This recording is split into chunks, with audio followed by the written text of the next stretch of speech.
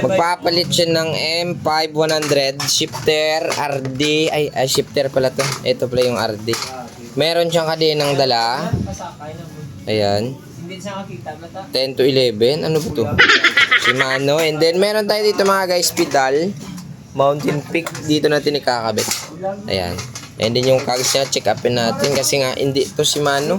Yung brand, Shuriken cassette sprocket. Ala.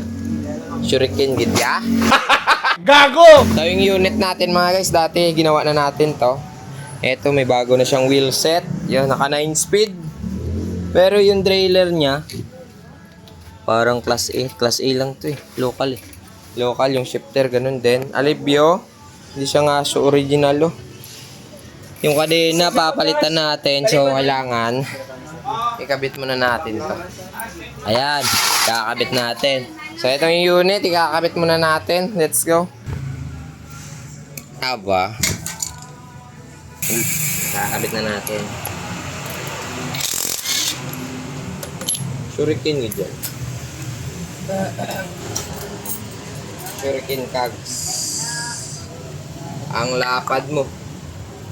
Oh, parang plato. Ay, mali na ning gamay. Okay. Sure ball na tayo mga guys. Tamang higpit tayo sa dulo. Hindi na tayo nagkabit ng washer o spacer. Wait lang. Huwag muna nating impakin. Delikado yan. Masisira yan.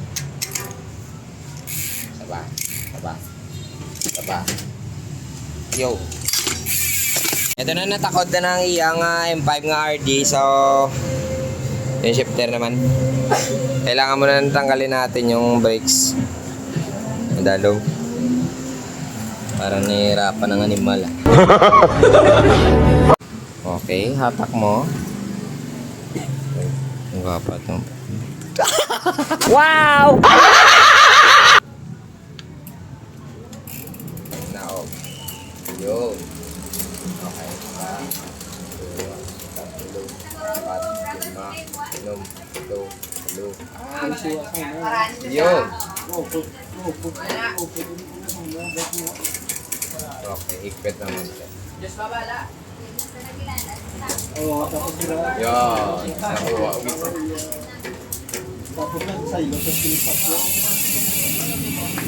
Eto na, nakabit na natin mga guys yung mga dapat ikabit. Ayan lang, nagwapo ang animal ya. Isa, dua, tatlo. Ate, tama na. Tama na nga gasto kayo doon nagwapo. Nagidang animal ya ho.